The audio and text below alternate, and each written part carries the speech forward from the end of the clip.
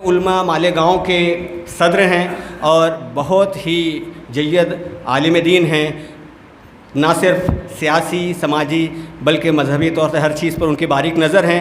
لیکن ہم ان سے سننا چاہتے ہیں کہ سیاسی طور سے مسلم ممبران پارلیمنٹ اور مسلم اراکین اسمبلی اور غیر مسلم ہم خیال اراکین اسمبلی کے ساتھ میں کیا وہ حکمت عملی طے کر رہے ہیں۔ میں بہت ہی ادب کے ساتھ مفتی محمد اسماعیل قاسمی صاحب کو دعوت دیتا ہوں، ان سے درخواست کرتا ہوں کہ وہ آئیں اور اپنی تقریر پیش کریں۔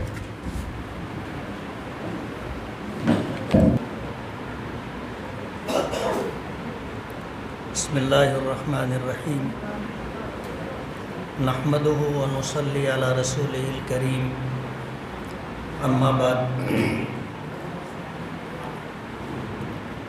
اعوذ باللہ من الشیطان الرجیم، بسم اللہ الرحمن الرحیم، ان الدین عند اللہ الاسلام، وقال اللہ تبارک وتعالی ومن یبتغ غیر الاسلام دینا فلن یقبل منہ وہو فی الآخرۃ من الخاسرین، صدق اللہ العظیم۔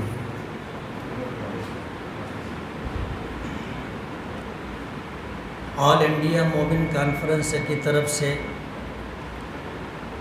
یونیفارم سول کوڈ کو لے کر کے آج کے اس پروگرام کا انعقاد کیا گیا، جس میں آل انڈیا مومن کانفرنس کے قومی صدر ایڈوکیٹ فیروز انصاری صاحب تشریف لائے ہیں، اور انہی کے حکم پر اس پروگرام کا انعقاد ہوا ہے۔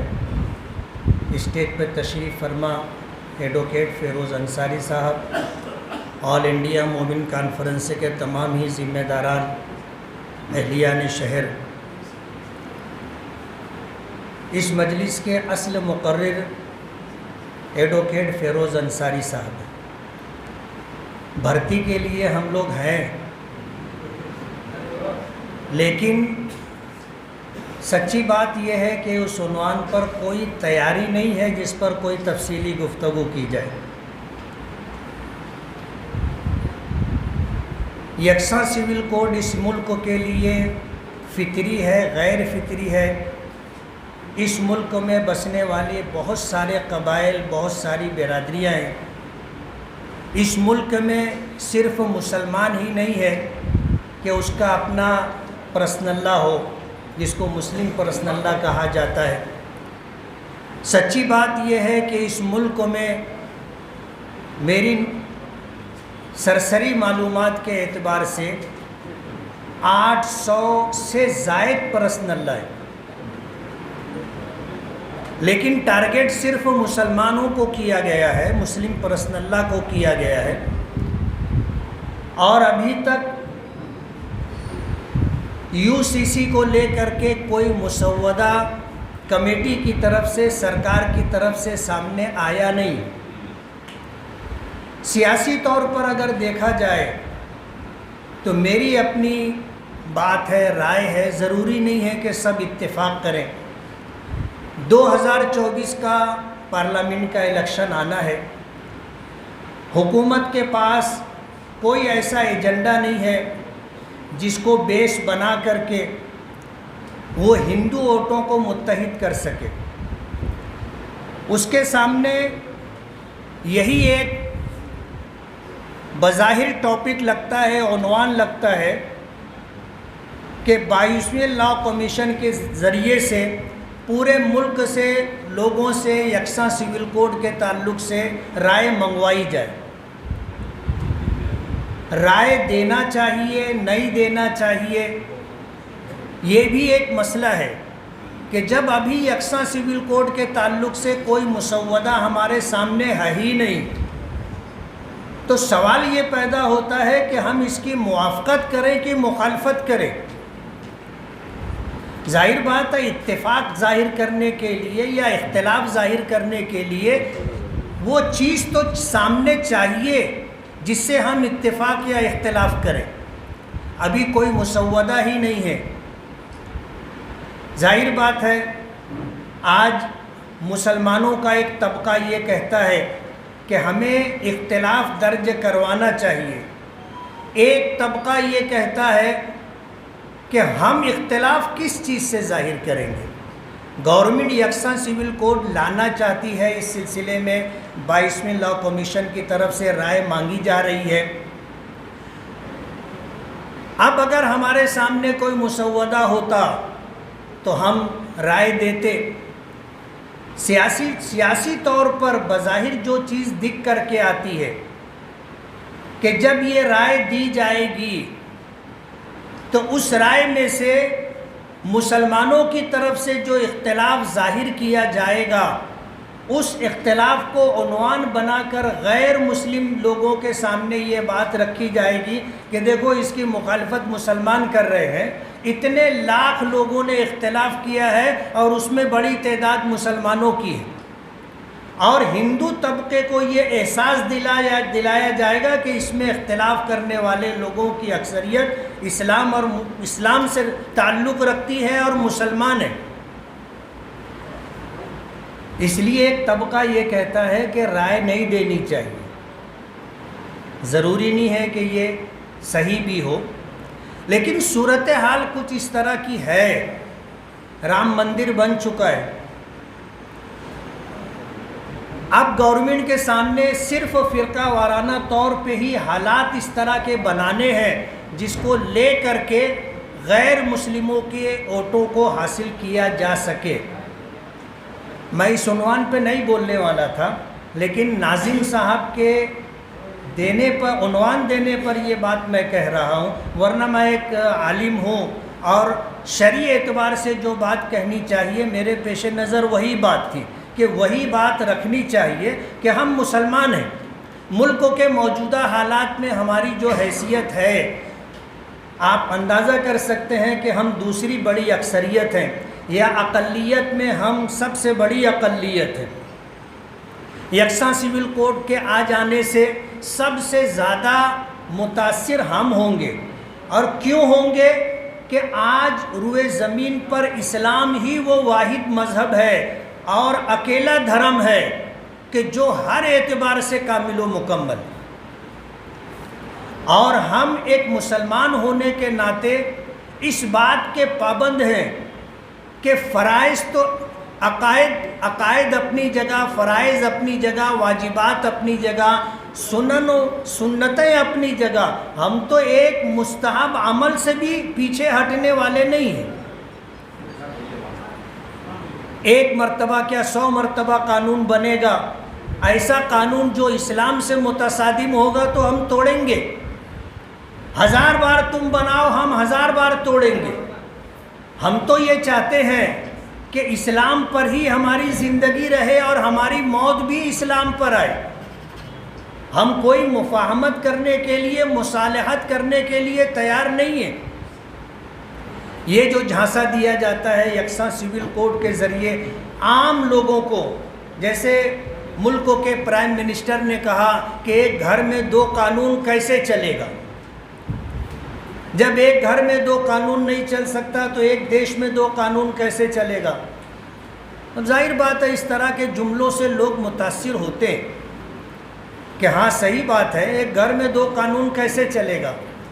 لیکن سوال یہ ہے کہ اس دیش کے اندر ڈاکٹر بابا صاحب امبیڈکر نے جو دستور دیا تھا، قانون ساز اسمبلی میں جسے منظور کیا گیا تھا، اور جو کمیٹی تشکیل دی گئی تھی، اس نے اس دیش کو ایک ہی قانون دیا ہے، 2 قانون نہیں دیے، 10-20 قانون نہیں دیے، ایک ہی قانون دیا ہے۔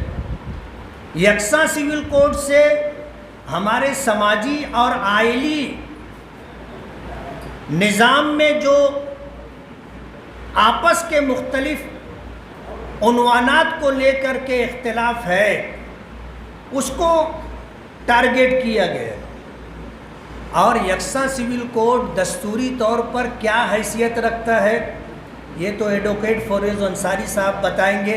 ہم تو ایسا سمجھتے ہیں کہ دستور میں دیے گئے جو مشورے ہیں، ان مشوروں میں سے ایک مشورہ یہ بھی ہے، لیکن جو بنیادی حقوق دیے گئے ہندوستان میں بسنے والے ہر ہندوستانی کو دفعہ 25 اور 26 کے تحت، وہ یہ ہے کہ اس ہندوستان میں رہنے والے ہر شخص کو مذہبی آزادی حاصل ہے، وہ اپنے مذہب پر عمل کرے گا، اپنے مذہب پر عمل کرے گا، اپنے مذہب کی تبلیغ کرے گا، اپنے مذہب کی تعلیم کے لیے ادارے قائم کرے گا، اپنے مذہب کی تبلیغ اور نشر و اشاعت کے لیے اسے پوری آزادی ہوگی۔ دفعہ 25 اور 26 نے ہم کو بنیادی طور پر یہ حق دیا ہے، اور اسی قانون میں یہ بات بھی ہے کہ ملک کے کسی ادارے کو، چاہے وہ پارلیمنٹ ہو، چاہے اسمبلی ہو، چاہے سپریم کورٹ ہو، ان بنیادی حقوق کے خلاف کوئی فیصلہ نہیں کر سکتا۔ یہ بھی دستور کا ایک حصہ ہے۔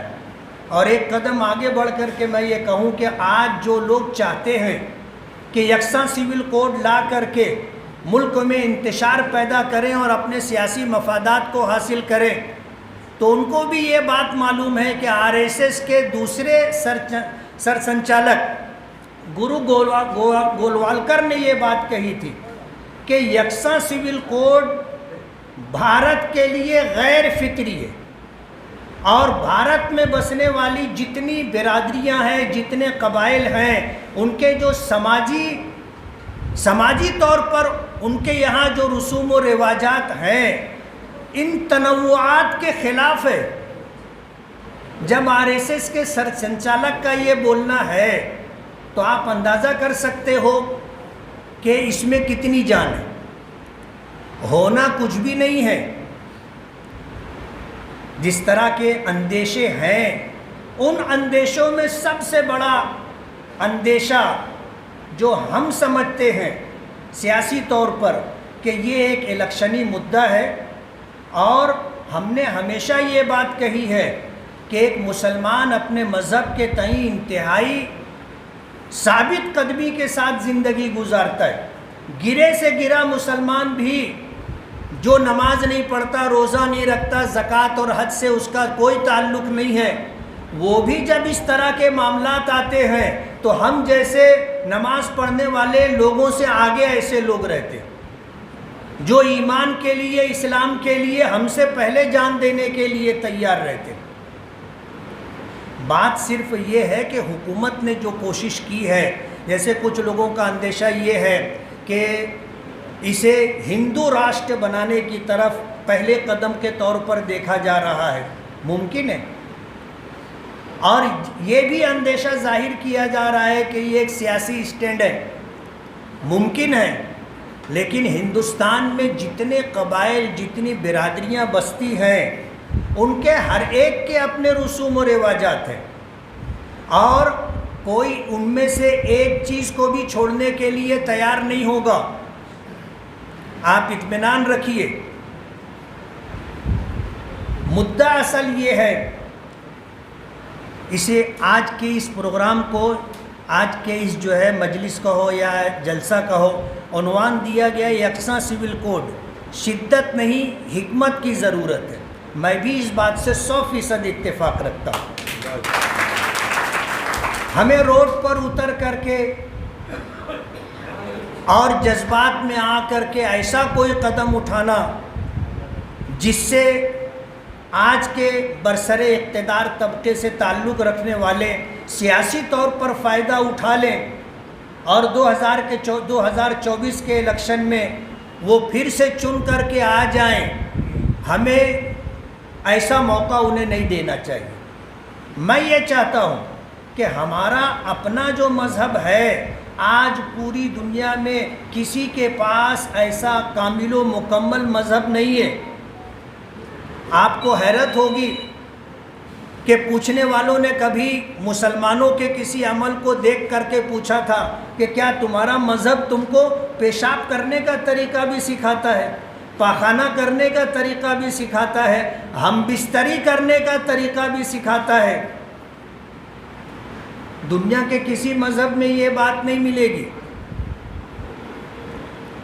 حضرت ابو ایوب انصاری رضی اللہ تعالی عنہ ایک مقام پر گئے، قضائے حاجت کے لیے گئے اور واپس آ گئے۔ کسی نے کہا کیا بات ہے؟ کہا کہ اگر میں اپنی ضرورت کے لیے بیٹھتا ہوں تو میرا رخ قبلے کی طرف ہوگا، اور ہمارے نبی نے فرمایا کہ جب پیشاب پاخانہ کرنا ہو تو قبلے کی طرف منہ بھی نہیں ہونا چاہیے، قبلے کی طرف پیٹھ بھی نہیں ہونا چاہیے۔ آپ اندازہ کرو، دنیا کا کون مذہب یہ بات بتائے گا؟ ہمیں تو تھوکنے کے تعلق سے بھی تعلیم دی گئی ہے کہ کہاں تھوکنا چاہیے، کہاں نہیں تھوکنا چاہیے۔ یہ الگ بات ہے کہ ہم اس پر عمل کرتے نہیں کرتے، ہمیں معلوم ہے نہیں معلوم ہے۔ بات اصل میں یہ ہے کہ یہ لڑائی یکساں سول کوڈ کے نفاذ کے تعلق سے آج جو صورتحال ہے، اس لڑائی میں مسلمانوں کو صف اول میں نہیں رہنا چاہیے، یہ میری رائے ہے۔ اور میں ایسا سمجھتا ہوں کہ دوسرے قبائل اور دوسری برادریاں اس لڑائی کو ہم سے بہتر طریقے سے لڑ لیں گی۔ اگر 2016 میں سپریم کورٹ میں دلت سماج کے لوگ جاتے ہیں تو آپ اندازہ کرو کہ ان کا پہلے سے وہ بیدار ہیں، پہلے سے بیدار ہیں۔ تو دوسری برادریاں اور وہ قبائل جنہوں نے ہندوستان میں رہنے پر اتفاق کیا تو ان کے اپنے شرائط ہیں، ان کے ایگریمنٹ ہیں، ان میں یہ چیز بھی شامل ہے۔ ظاہر بات ہے کہ آج اگر اس کو ہوا دی جائے گی تو ایک نیا مسئلہ کھڑا ہو جائے گا کہ اگر آپ ہم سے ایگریمنٹ کرنے کے بعد اگر آپ اس کے خلاف جا رہے ہیں تو پھر ہم کو الگ ہونے کے لیے آزادی دیجیے، ہم ہندوستان میں نہیں رہیں گے۔ ظاہر بات ہے یہ صورتحال جو ہے ملک کے لیے اچھی نہیں ہے۔ کیا ہونا ہے، کیسے ہونا ہے، یہ تو ملک کے اکابرین علماء اور قانونی طور پر جو ماہرین ہیں وہ طے کریں گے۔ آج کی اس مجلس میں میں ایسا سمجھتا ہوں کہ ہمیں حکمت عملی اختیار کرتے ہوئے اس پر آگے چلنا چاہیے اور ہم اپنے مذہب پر مضبوطی کے ساتھ قائم رہیں، اور جہاں رائے دینے کی بات ہے آپ اپنا اختلاف درج کروائیے، اور اسی کے کل ایسا نہ ہو کہ مسلمانوں کی طرف سے اختلاف نہیں گیا، یہ مان لیا جائے کہ بھائی مسلمانوں کو اتفاق ہے۔ حضرت مولانا سید ارشد مدنی صاحب صدر جمعیت علماء ہند کسی مقام پر کسی پنڈت سے ملنے گئے تھے، اس تعلق سے بات چلی کہ انہوں نے یکساں سول کوڈ سے اتفاق کیا ہے تو ان کو اختلاف ظاہر کرنا پڑا۔ مجلس منتظمہ کا اجلاس بمبئی میں ہوا تھا اور یکساں سول کوڈ کے تعلق سے تجویز پیش کرنے کے لیے مجھے ذمہ داری دی گئی تھی۔ میں نے اس پس منظر میں یہ بات کہی تھی کہ جمعیت علماء ہی نہیں، پورے ملک کا مسلمان یکساں سول کوڈ کے مخالف ہے، اور اس ملک کے دستور نے ہر شہری کو اپنے مذہبی طور پر آزادی دی ہے۔ سیکولرزم کا مطلب ہی یہی ہے کہ اس ملک میں جو حکومت ہوگی وہ غیر مذہبی حکومت ہوگی، حکومت کا اپنا کوئی مذہب نہیں ہوگا۔ سیکولرزم کا مطلب ہی یہی ہے۔ تو ہم تو کیا ہے، قانونی طور پر بھی اس بات کو مانتے ہیں کہ اس ملک میں یکساں سول کوڈ نہیں آ سکتا۔ حالات کے اعتبار سے بھی ہم ایسا سمجھتے ہیں کہ مسلمانوں سے زیادہ اس معاملے میں یکساں سول کوڈ کی مخالفت کرنے میں یا اس کے خلاف لڑنے میں سب سے آگے دوسری قومیں ہوں گی، اور یہ لڑائی وہ ہم سے بہتر طریقے سے لڑ لیں گی۔ اس لیے مسلمانوں کو جذباتی نہ ہوتے ہوئے حکمت عملی اختیار کرنا چاہیے۔ شرعی اعتبار سے کیا ہے حکم ہمیں پتہ ہے، قانونی طور پر کیا صورتحال ہے بہت تفصیل سے مفتی حسنین محفوظ رحمانی صاحب نے تحریری طور پر اپنی بات رکھی۔ میں یہ کہنا چاہتا ہوں کہ آج کی اس مجلس کے اندر آل انڈیا مومن کانفرنس کے صدر آئے ہیں اور وہ اس مجلس کے اصل مقرر ہیں، وہ اپنی بات رکھیں گے، اور آنے والے دنوں میں ملک میں کیا صورتحال بنتی ہے اور ہمارے اکابرین کیا راستہ اختیار کرتے ہیں، ہمیں انتظار کرنا چاہیے اور اپنے اکابرین کے فیصلوں سے اتفاق کرتے ہوئے اس کے پیچھے چلنے کی کوشش کرنا چاہیے۔ آج کی اس مجلس کے اندر مجھے کہنے کا موقع دیا گیا، آج میرے کچھ غریب رشتہ دار کے یہاں شادی۔ ظاہر بات ہے غریب رشتہ داروں میں اگر آدمی نہ جائے تو ان کو کچھ اور احساس ہوتا ہے، الگ طریقے سے وہ فیل کرتے ہیں۔ جس وقت شرکت کے لیے مجھے دعوت دی گئی تو میں نے اسی وقت جو ہے سینڈی چھوڑا لی تھی، اور میں نے یہ کہہ دیا تھا کہ میں مجلس میں شریک رہوں گا، اپنی بات بھی رکھوں گا، اور بات مکمل ہونے کے بعد رخصتی کی اجازت بھی چاہوں گا۔ مجلس کے صدر سے میری یہ گزارش ہے کہ مجھے اجازت دے دیں تو میں جا کر کے اس پروگرام میں شریک ہو جاؤں۔ وآخر دعوانا ان الحمد للہ رب العالمین۔ ڈرافٹ کی غیر موجودگی میں جو اعتراضات جو داخل کر رہے ہیں مفتی اسماعیل صاحب نے اس کے اوپر سوال اٹھایا، لیکن ایک